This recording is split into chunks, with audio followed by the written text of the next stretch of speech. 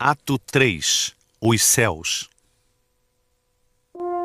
Em 1609, ouvindo falar de um pequeno telescópio holandês com 3 vezes o poder de aumento, Galileu o mecânico rapidamente desenvolveu este aqui, com 10 vezes mais. Esta é uma réplica fiel do seu telescópio que mudaria o rumo da história.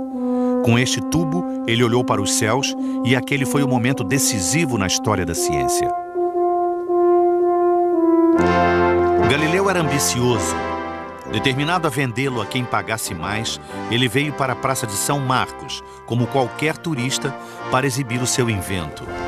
Os senadores de Veneza se arrebanharam para vê-lo. Os filósofos vieram correndo. Foi mágico. De fato, os seguidores mais ferrenhos de Aristóteles pensaram tratar-se de magia negra e se recusaram até mesmo a olhar. Não, não, diziam. Blasfêmia, diziam. A primeira blasfêmia dos céus. A lua não era pura e branca. Era áspera e rochosa, como nós a conhecemos. Estes são desenhos de Galileu. Existiam manchas negras na pura e paradisíaca superfície do Sol. Nossas imagens são de Galileu. Então, se o telescópio foi o momento decisivo para a ciência, Júpiter foi o ponto crucial para Galileu. De repente, ele descobriu um mini-sistema solar, um Sol com luas girando em sua volta e tudo isto se movendo. Não uma prova, mas um sistema coerente que funcionava. Copérnico estava vivo e vivendo muito bem em Júpiter. In January of 1610, by chance he turned to Jupiter and he found the little points of light next to it.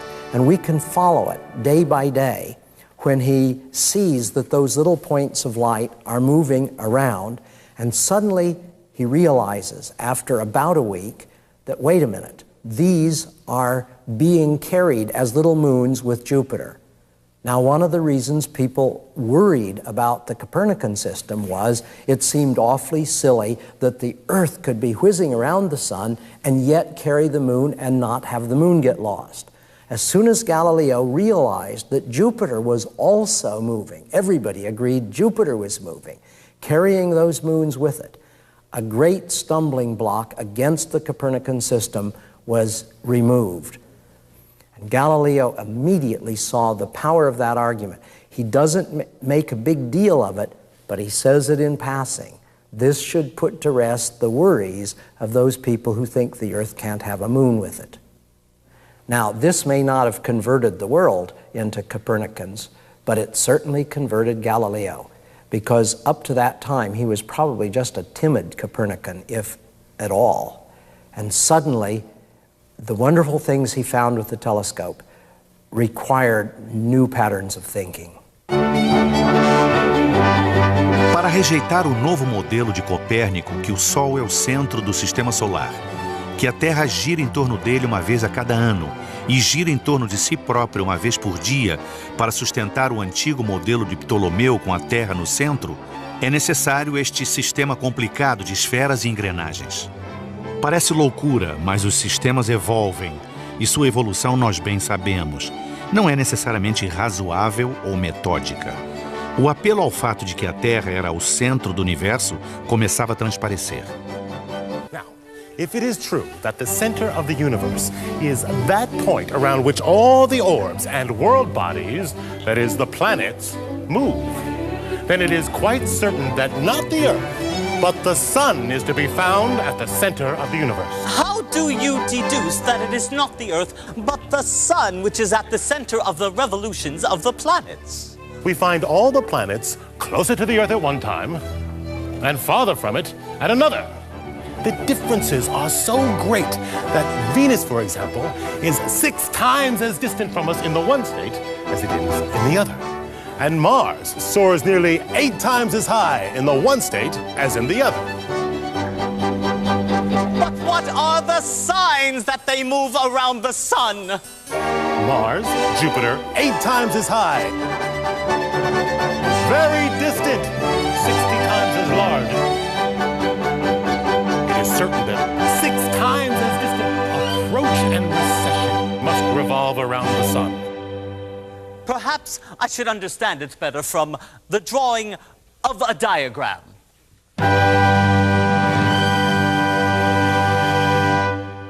Simples, não é? Bem, para nós sim.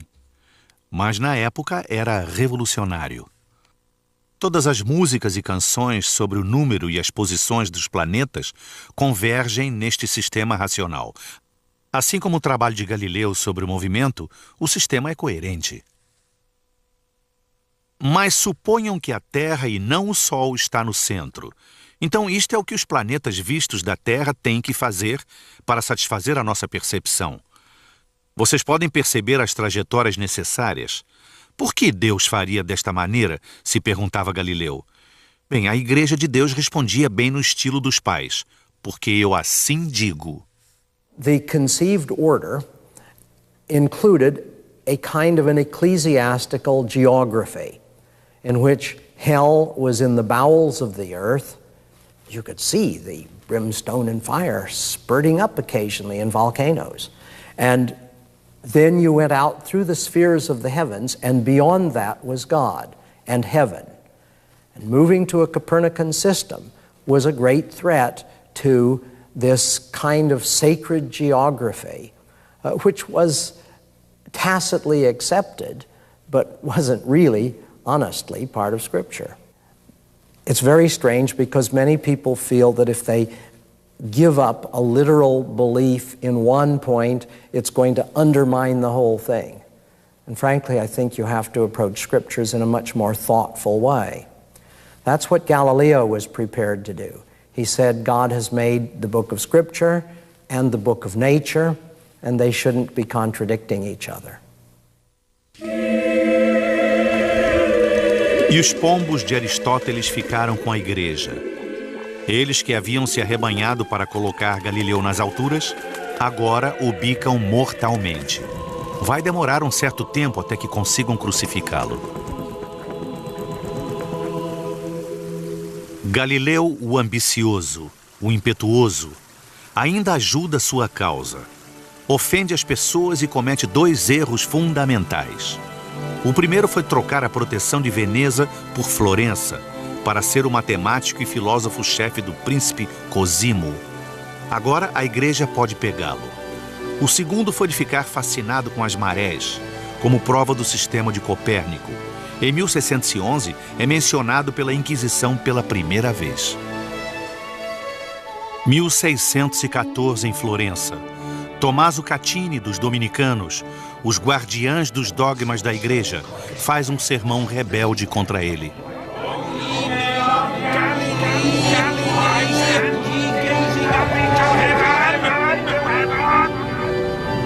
Em 1615 em Roma, o centro, o padre Lorini se apressa para apresentar à Inquisição uma queixa formal contra a visão copernicana de Galileu. A partir daqui, o instrumento anti-herético da Igreja terá como agir, se assim o desejar.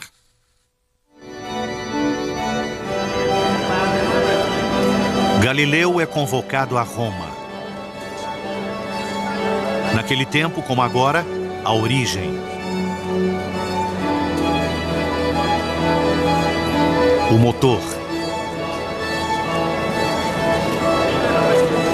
O coração protegido da Igreja Católica. Um paradoxo de grandeza e humildade. A vontade coletiva e a discordância individual. O orgulho e o preconceito da Sagrada Mãe Igreja.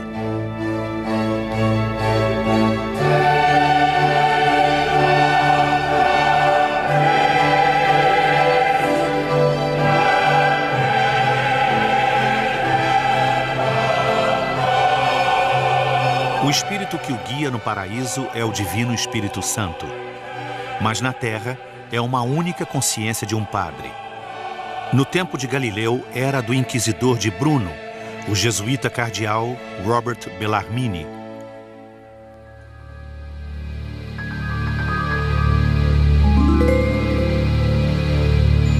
Até os dias de hoje, Bellarmine ainda é um farol guia para a Igreja, um fantasma no motor. Em 1616, ele era a personificação literal do dilema da Igreja. Como mover este leviatã do mundo fechado e fixo da Idade Média para o mundo aberto e mutante da Revolução Científica?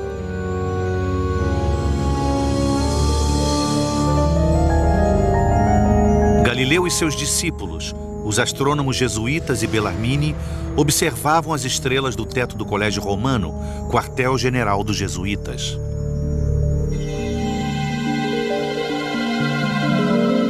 Alguns vestígios do observatório ainda estão por aqui.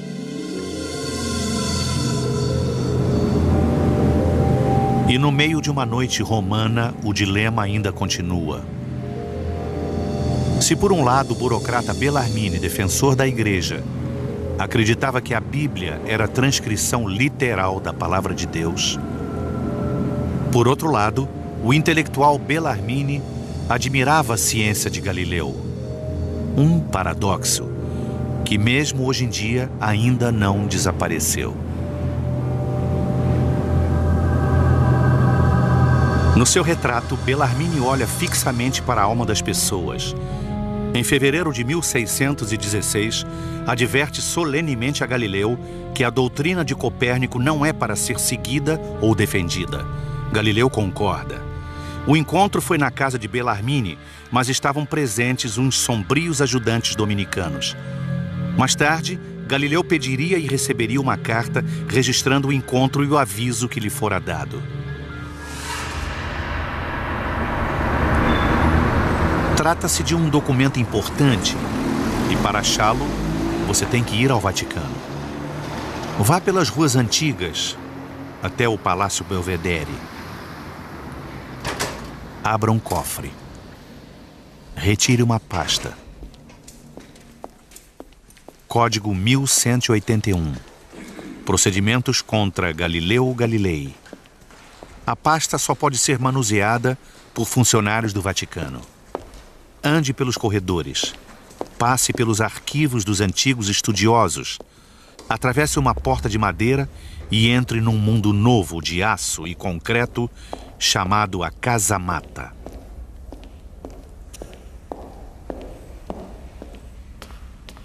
Aqui estão os arquivos secretos do Vaticano, num ambiente de segurança total. Abra a pasta.